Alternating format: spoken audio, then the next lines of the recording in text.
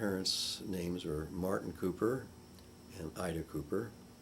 They were both immigrants to this country.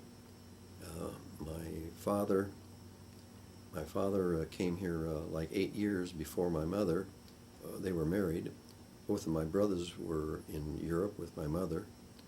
So in those days, it took a long time to save the money for the passage for three persons to come over.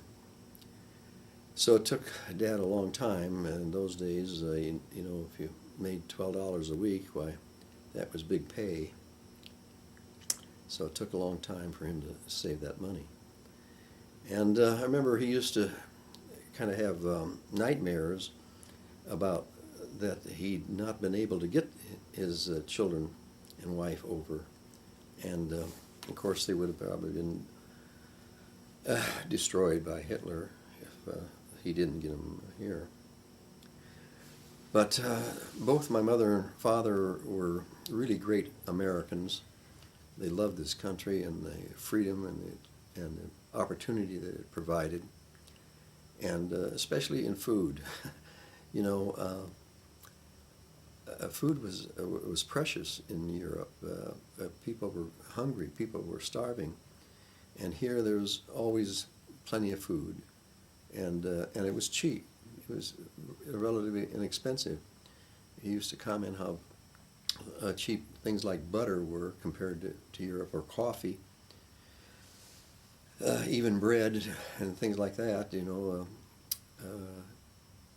They were very dear there and very expensive compared to the prices we had in the United States. But my father came over here and worked. Tell you a story. He worked for my uncle, Harry Cooper, who was a general contractor, and he lasted about 3 days. He just wasn't physically able to do the work of a laborer, and they gave him a shovel, and he just wasn't able to do it. So my uncle approached a Jewish grocer. I forget their name now. Could have been Turek, maybe so. But anyway, to hire my dad, and that worked out real well. And Dad liked to work with people, and the goings on in a grocery store in those days.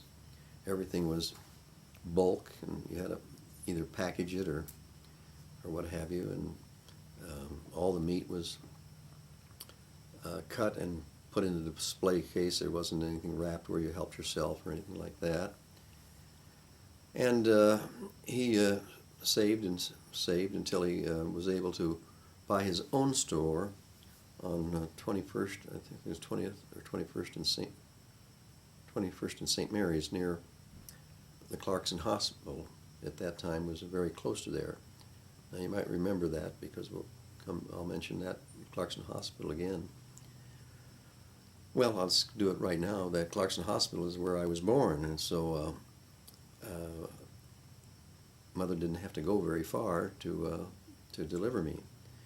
And the story is that she went into labor Erev Rosh Hashanah, which means the day before Rosh Hashanah, and she was making gefilte fish, and maybe the odor of the fish got to her or anything. Something happened there, and she went into labor, and Davy Cooper was born. I don't know what I weighed, but probably not the heaviest kid. But everybody was surprised at the red hair that I had, because all the family have black hair or brown hair. My dad used to have a red beard, or a red tint to his beard, and he had some relative that had a red beard. I don't know how that worked, but a relative in Europe. So I guess that came out in me, and of course I passed that on to my children, because I have a daughter, Amy, and a redheaded grandson, Adam. And we kind of watch for redheads all the time, and we enjoy that. Well, let's see. So Dad saved for a grocery store, and it was really a small thing, small store. It was no larger than, say, the average living room in one of today's homes. But somehow he eked out a living there and saved money until he was able to send the money to Europe for my mother and the children to come here. There's a little bit of a funny story on that, if you want to call it funny, but the day Mother was to come here, evidently the train, she came, of course, by boat from Europe, but then took a train to Omaha, and the train was supposed to get in a certain time, and Dad either had the wrong time or it came in early or something, but Mother had to, when she got off the train, nobody met her, and so she had to herself had to provide transportation, so she hired a taxi cab and gave him the address from the letters that she'd written him. And my dad was in the store, and all of a sudden this cab drives up, and out pops Jack and Sam and Ida Cooper. So that was kind of a little humorous part of our history.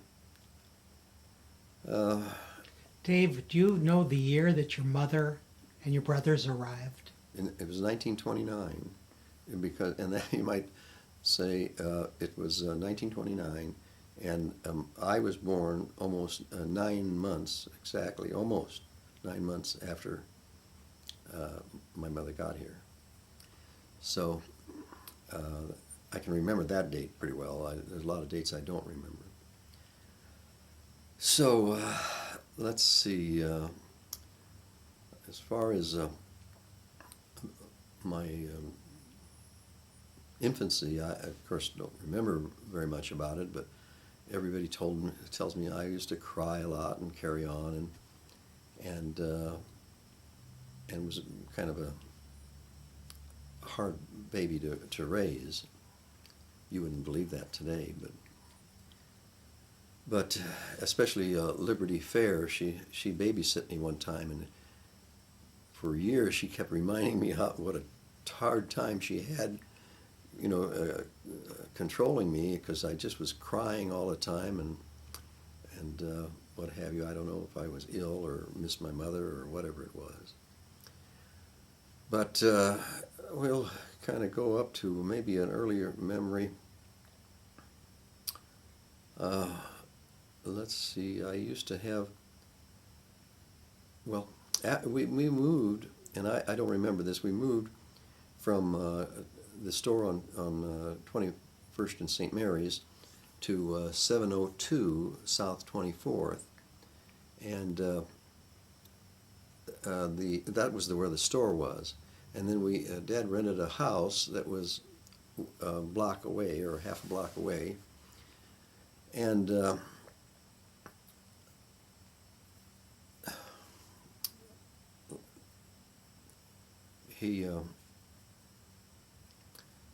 I remember a few things from that house, but not very much. I remember that Sam used to burn the papers from the store in a barrel, and he would take mud and put it on potatoes and throw it in the fire, and he still claims that he's never had a potato that tastes that good in his adult life, that he really liked those baked potatoes burnt or baked in an open fire. Then I also remember a Coca-Cola truck. Evidently the Coca-Cola driver or the company had some kind of a promotion it was a pretty good size Coca-Cola truck, and it had little bottles of Coca-Cola on it. And I remember that.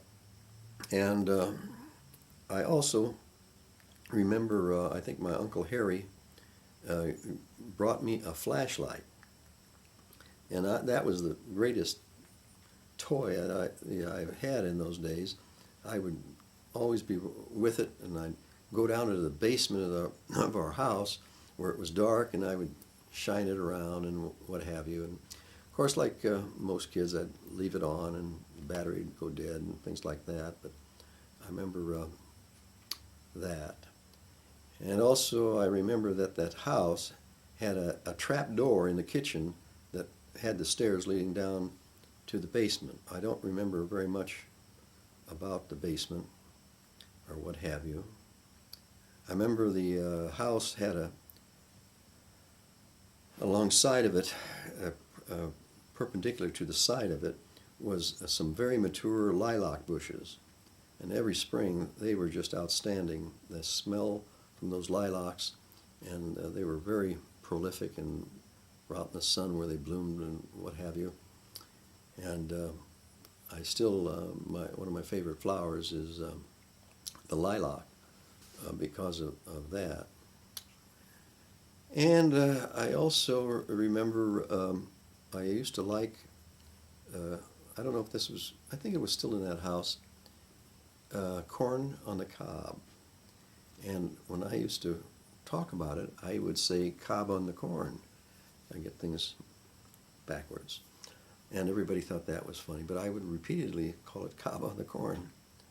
And that was another a nice springtime meal, because in those days, you know, you didn't have corn 10 months of the year, shipped in and stuff like that, flown in and stuff like that. It had to be pretty much homegrown. And while we're talking about corn, I have to say that the corn itself has come a long way. It's really improved.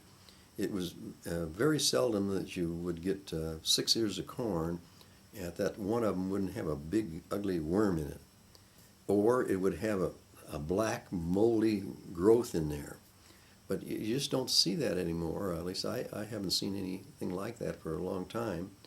And so I think the corn has really improved in our day. Another thing I think has improved in our day, and we're going to start going over to well, we moved over to 704 South 24th. Upstairs there were 4 apartments, and my dad took one of those. Robert Noddle was our landlord. And I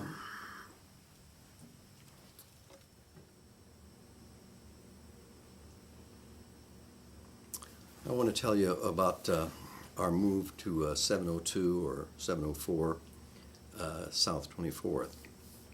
We moved, like I said, to an apartment above the store. The store was at 702.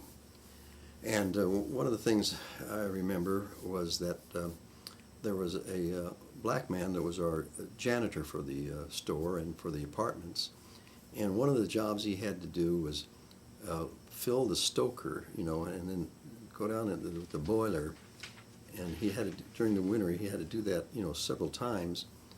And, you know, I often think, you know, it's so easy today. All we do is turn the little lever on a thermometer, and the gas pops on, and we don't have to worry about that or any leftover carbon coal or anything like that, or even the delivery of coal, and which was always kind of a dirty thing. But some of the things I remember about 702 was we had the store at 702 South 24th.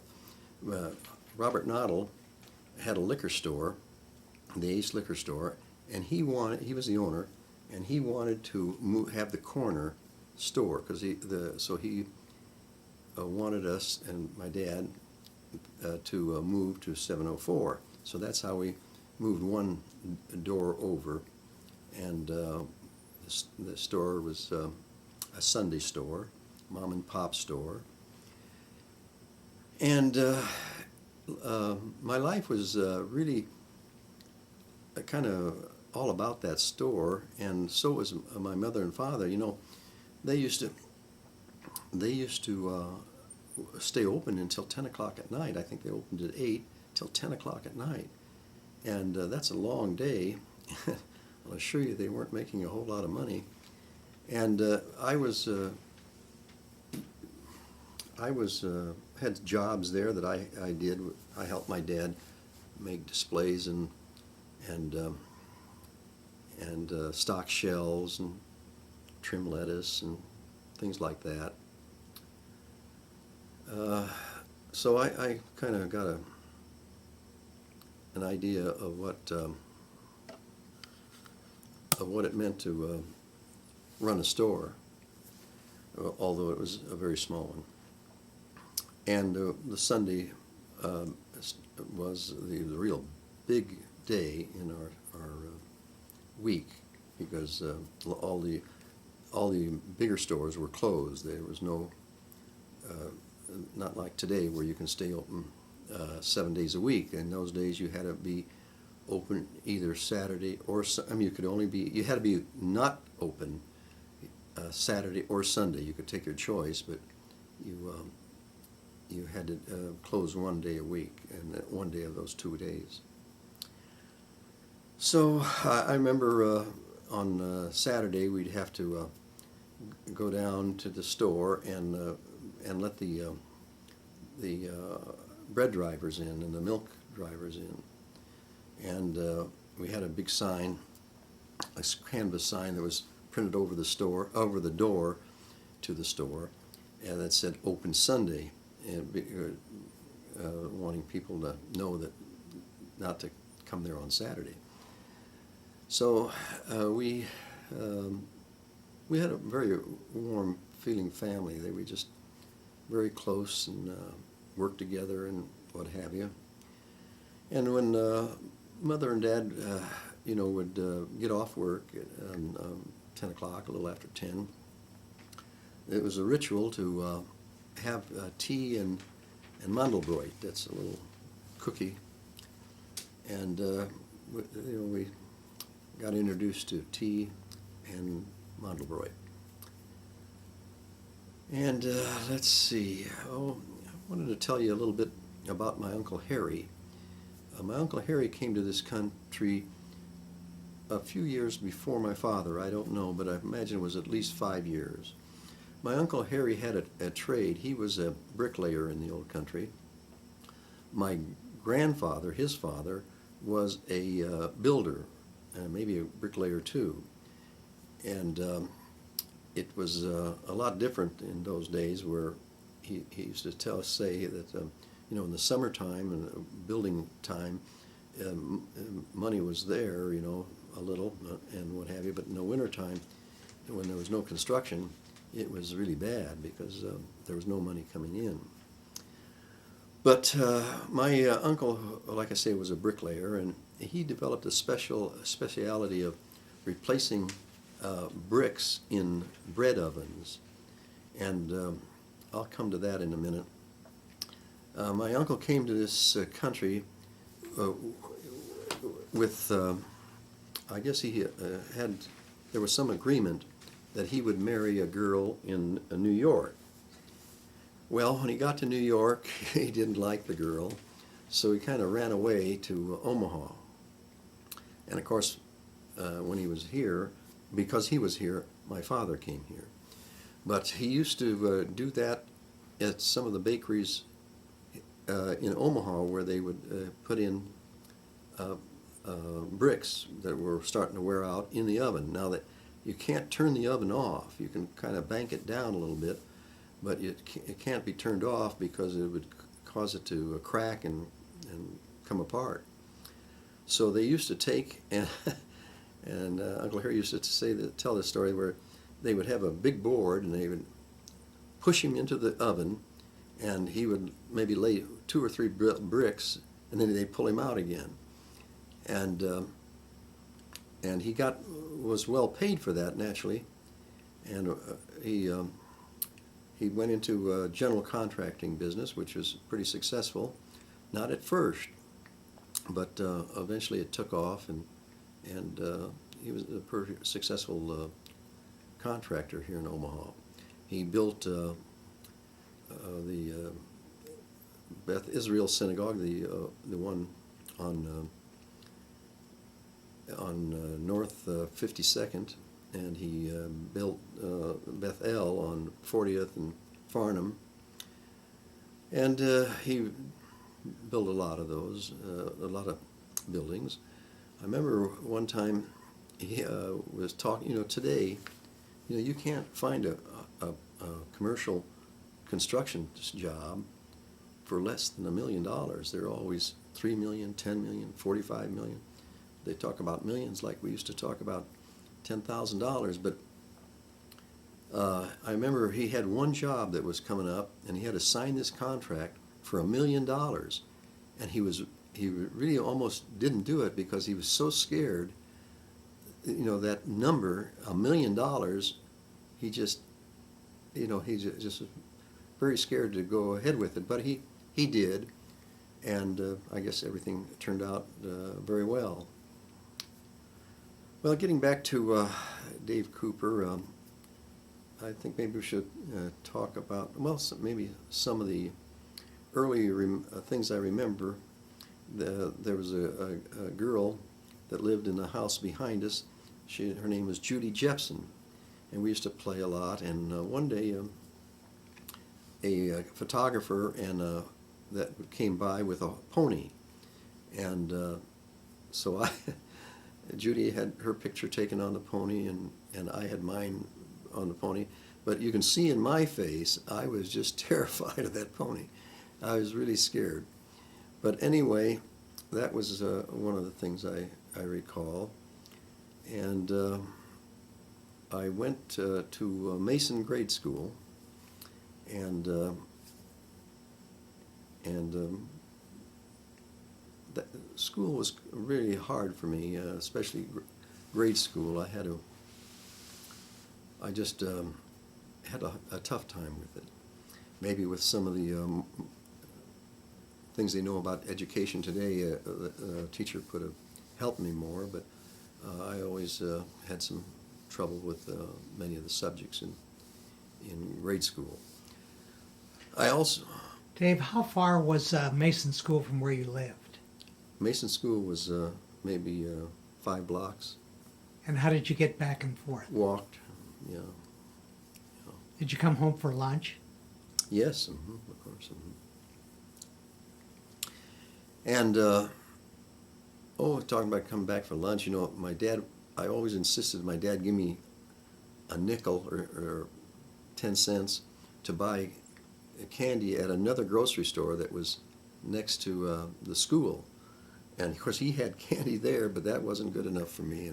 And I had to have a dime so I could buy some candy or what have you at Romeo's grocery store. That just came back to me. Let's see. Now, what did I just say here? Did you graduate from Mason? Yes, I graduated from Mason. In those days, you went through the 8th grade, and I remember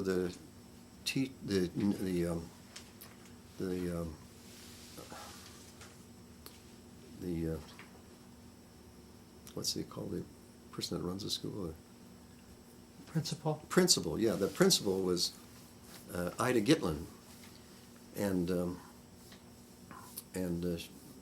I always felt kind of nice, made me feel good because she was Jewish and I was Jewish. I don't think there was any other Jewish people at the school. At least I don't remember any. We had a lot of Italians, and it was they worked.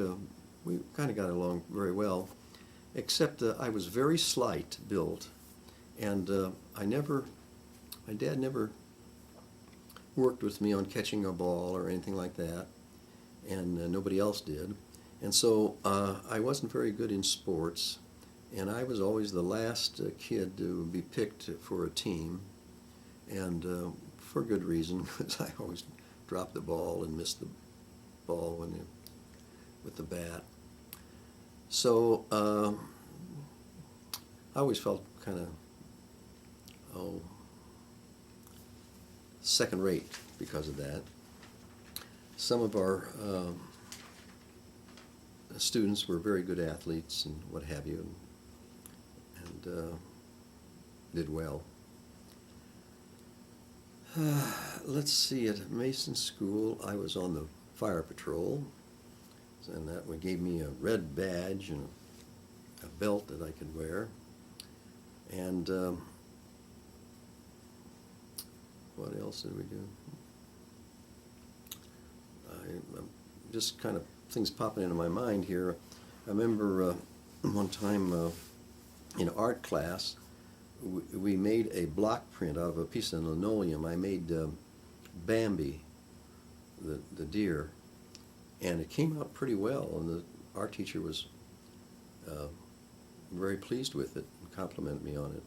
But I remember that technique of using those different carving tools to gouge out the outline of Bambi, and then you rolled ink on it and you could make prints of it.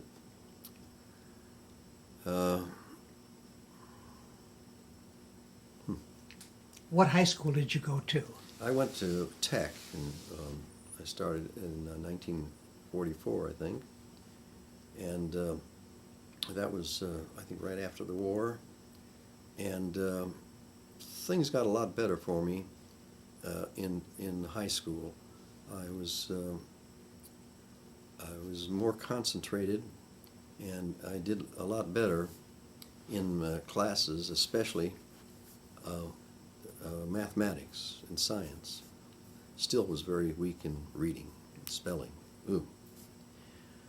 And one of my most interesting teachers there was Don R. McMahill. He taught journalism, and I don't know why, he just was the type of man that I really respected, and I got a lot from that class. Tech, let's see, what else can I say? Oh, there were when I was at Tech, I used to have some very good friends that lived in my neighborhood, Bob Brady and Jerry Frost and Willard Pestle, and also Russ Siders. But Russ didn't go to Tech. He went to Pratt School. He went to a private school. And we continued our friendship to this day. Oh, and another one was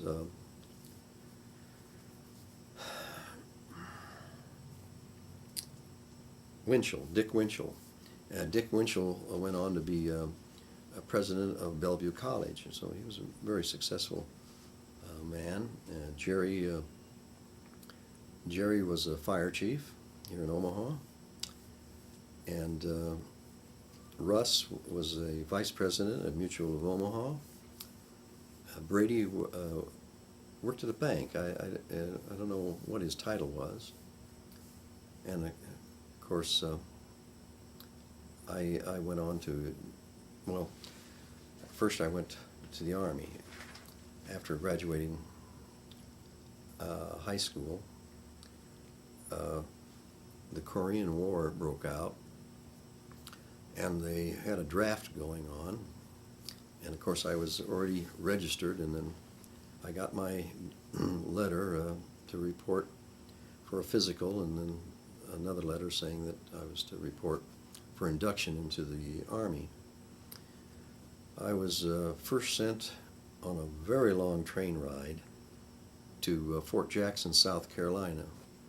I'd never been in the South or that far away from home, and it was quite an experience. You know, it kind of opened my eyes. We had to get up very early in the morning during basic training, and it was rather physical, but I did pretty well at that. And of course we had to keep our areas clean and our shoes shined and what have you, the things that the Army stresses, and of course people, our sergeants and stuff, it would kind of harass us and scream at us and get us to do different things. And I remember, you know, we went on the rifle range and mortars. We fired mortars and machine guns, heavy machine guns. And one time I threw one grenade, hand grenade. And those were kind of an interesting time. But I got very used to the Army, and I got down into the routine of it. And so then the Korean War was going on, and so I thought maybe I'd qualified to go to officers' candidate school if I wanted to, from the tests that they give you when you come there. And so I thought, well, maybe I could delay my trip to Korea a little bit if I would go to officers' candidate school. And so I did that. And that was really, you talk about, it was really a harassment. They just didn't, especially the first 2 weeks, the upperclassmen would just come down and just raise hell with everybody. And there would all be, they'd blow the whistle and everybody have to fall out, and all times of day and night. And of course, this was on top of some intensive training that we were having, what have you. Our training was in the anti-aircraft artillery, which in those days was quad 50 caliber machine guns and 40 millimeter twin cannons that were mounted on half tracks, both of these things. But it was soon found out that the airplanes developed so fast, and they were so fast, that there's no way that these machine guns or 40 millimeter cannons could be effective against airplanes. So they kept the weapons in Korea. They used them for direct support of front lines troops, where they would shoot the cannons and the machine guns both with a forward observer, and he would direct the fire and bring it on the enemy. And well, I was the battalion motor officer there. I kind of smile because I was all of 21, I think, or 22, and my motor sergeant was like 45, an old soldier, and what have you. He really kind of ran the thing. But one day, we were up close to the front, but not at the front. One day, there was a report came back that a 3/4 ton truck had been hit by enemy artillery, and that they needed somebody to go up there with a wrecker and bring it back, because it was damaged. It couldn't start, and it couldn't operate. So this young jerk of a kid, 21 years old, puts on the Army uses 45 caliber automatic pistols, but one of the officers had a 45 caliber revolver. So I thought that would be pretty good to take that as a weapon, and I asked him if I could take it up, and he said yeah. So here we go. I'm in a Jeep, and this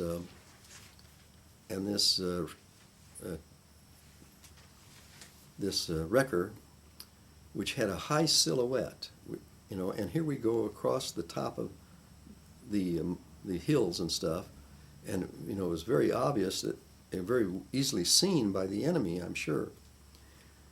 So we get up to the 3/4 ton truck, and the soldiers were assigned up there were all in foxholes and other fortifications and what have you, and they were standing around milling around, and so I was going to take a picture of this 3/4 ton truck. And so I'm going back and trying to focus in. I had an Argus C3, and all of a sudden I notice out of my other eye that everybody is laying on the ground, and there's some kind of whistling noise going on. And it was artillery, but it was outgoing artillery, but the people didn't know, and they thought I was kind of stupid for standing up while this artillery went over. So anyway, we got the 3/4 ton truck down, and I don't know what happened to it. It was turned into salvage and what have you. How long were you in Korea, Dave? I think a little over a year. And the war ended while I was over there. And I remember that day that, everybody was celebrating and what have you, that the war was over.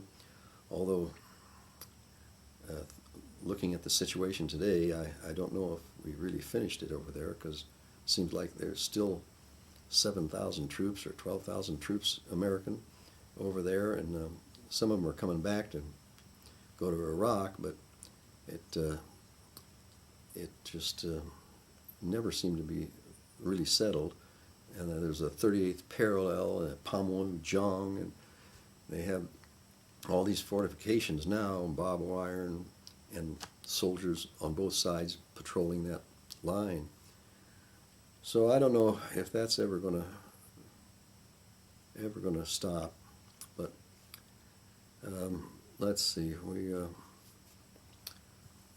When did you get out of the service? oh well, because the war ended, they soon found that they had too many officers in the Army, totally, and that if you wanted to, you could apply for early release. I was supposed to stay in another 9 months or so, so I applied for early release, and yep, I think it was in '53 the war ended, maybe '54, but I got out and was discharged from, we used to be Camp Carson, Colorado, and came home, and I had the GI Bill, so I went to the University of Omaha and worked at the store with my mother and dad in the meantime. And I got a degree in business administration and engineering. And I don't know what I was preparing myself for, but they said it was a good thing to have. So then I went to work for Western Electric when they came to Omaha. I worked at the old Ford building on 16th and Cumming while they were building the new plant in Miller. When the Miller plant opened up, we moved out there. But I wasn't happy there, and so I got a job as a salesman at Sofer Morris Paint Company. And I enjoyed that much more than being at a desk all day. It allowed me to get outside and around and what have you. And I enjoyed my relationship there with the other salesmen. There was Earl Schwartzwager and Art Metz and some others that names don't come directly. Al Sofer was the president of the company and the sales manager, and kind of ran the show when he did run the show. He was very impatient and didn't want to wait for things to be done. He wanted them done now. So that was kind of the attitude that was there. And the company was fairly successful, very successful at first, and but things started to dwindle, and one thing led to another, and then the company moved out west, and there was a power struggle between Al Sofer and his nephew in St. Joe, in East St. Louis, in St. Louis, and that's where the plant was. And one thing led to another, and the company broke up into two parts. There was the Sofer Morris Paint Company, and then the Marty and Jim Sofer started the Sofer Morris. Morris Sofer was Marty's grandfather, who actually, I guess, was a chemist and started the company probably 100 years ago from now.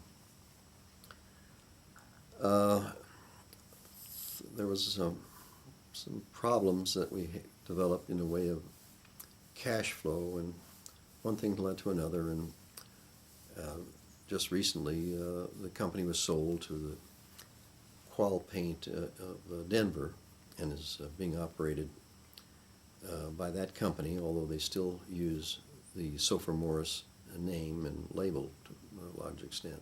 I think I might have missed something in here that might be back up on. Let's see, the Army, the school, UNO. I'd like to hear how you met Sarita. Oh, Sarita. Sarita, I went to a party at Wayne Siegel's house. He was having a party for young single Jewish kids. And I was in the basement and kind of looking the things over, what was available and what have you.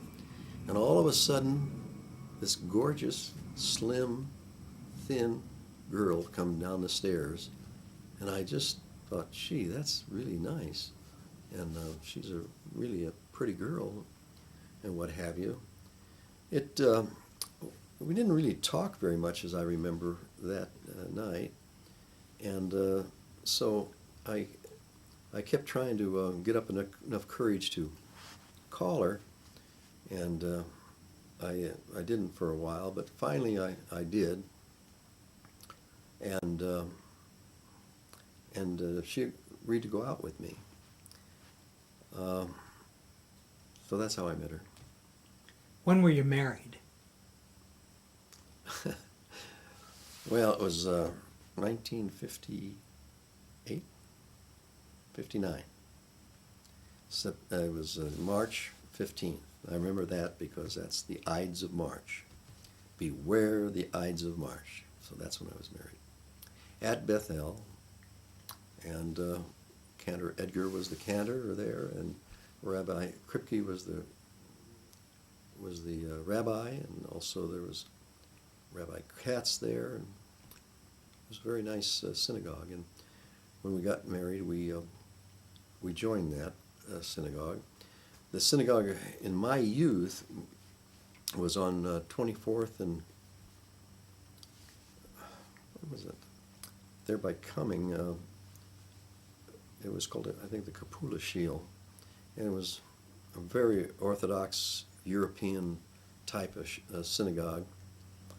And it was later moved to 33rd and Cumming, and then later the building was sold, and the synagogue, the synagogue was disbanded. But I was just completely beyond, that was completely lost there because I just didn't know what was going on at all. So we went to Beth El, and I didn't know a whole lot more of what was going on there, but at least I did a little bit. And when our children were born, they went with us to synagogue, and they were all bar mitzvahed or bas mitzvahed at Bethel Synagogue, and went through the school there. And Tell me about your children.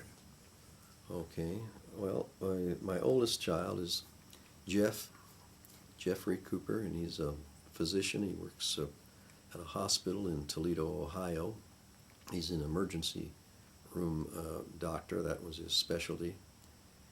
And Felicia is right now in Virginia, right close to Washington, D.C.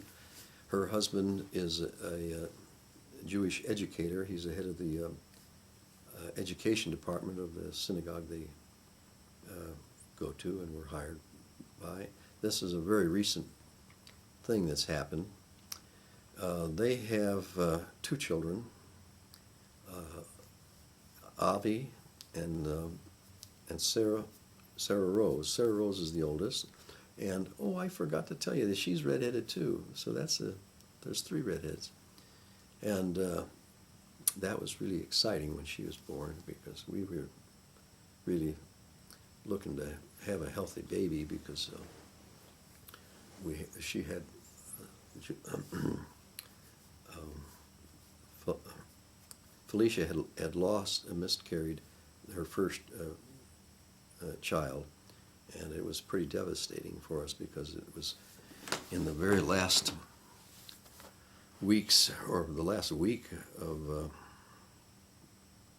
when she was being carried. In other words, she only was going to be born in a week or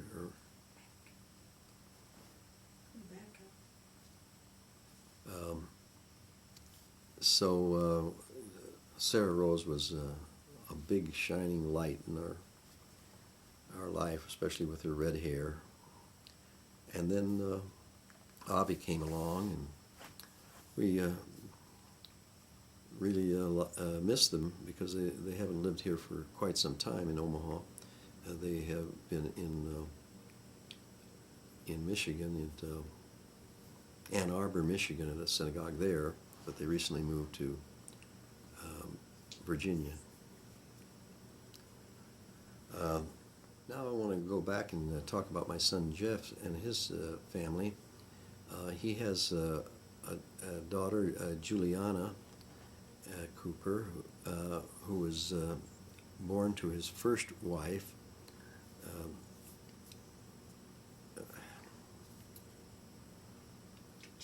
Jennifer Haddock, and they live here in Omaha, and we see quite a bit of her. I think she's 7, 8, almost 9 years old, I'm told. How the years fly by, and a very nice, beautiful, sweet kid. And then Jeffrey got married again to Julie, and they had a girl, Isabella. This is about 2 years ago, a year and a half ago. And they're all very cute, and we just love them, but we just miss them when they don't live here because we miss seeing them grow up and the changes that they have. We'll go over to Amy now, and Amy has a child, Adam Cooper-Kahn, and we really see a lot of him, and he's very, very active boy, and I don't mind telling you that he really likes me a lot. Papa Dave, that's what he calls me, is one of his best buddies, and we get along very well usually. And it's always a pleasure to see him, and it's also a pleasure to see him leave, because he does tire me out. In fact, all the kids tire me out. I might mention that Amy went to the University of Omaha and graduated, and she has her degree in education. And Felicia went to the University of Iowa, and she has a degree in, I don't know what it is, some kind of a... Well, I forgot what it is. You excuse me, Felicia.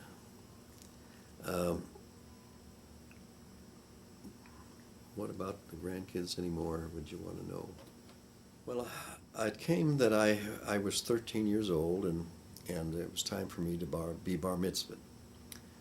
Well, it wasn't much of a bar mitzvah, not like today, certainly. My dad brought me there, and I was called to the Torah, and I just stumbled through making the brocha, but with a little help from the people around there. And after that was over, after we were done reading the Torah, it was over.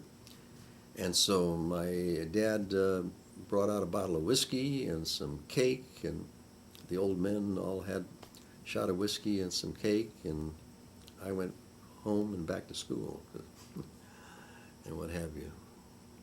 But I am going to, I'm trying to be bar mitzvahed this year, November 6th at Bethel, because I've always felt that I really didn't have much of a bar mitzvah. So we'll see how I do there, because this Hebrew is really hard for me. I want you to know that I love you all, and I've always tried to do the best for you. I know we've had our ups and downs sometime, but my love is unconditional, and I wish that I could have been a better father, because there's a lot of things that I could have done perhaps to prepare you better for life. And my grandchildren, I shouldn't say I really love you, because if you love, you love them. But you're such a big part of my life, and such a joy to my life. I think part of it is because we don't see you all the time, you know. So and we're not, you know, responsible for you all the time. You know, we don't have to change your diapers or take you to Hebrew school or pick you up from Hebrew school anymore. So it's kind of nice to have a little more time, but I certainly wish you all a wonderful life of being Jewish and an American. I don't know what else I can say other than I love you, and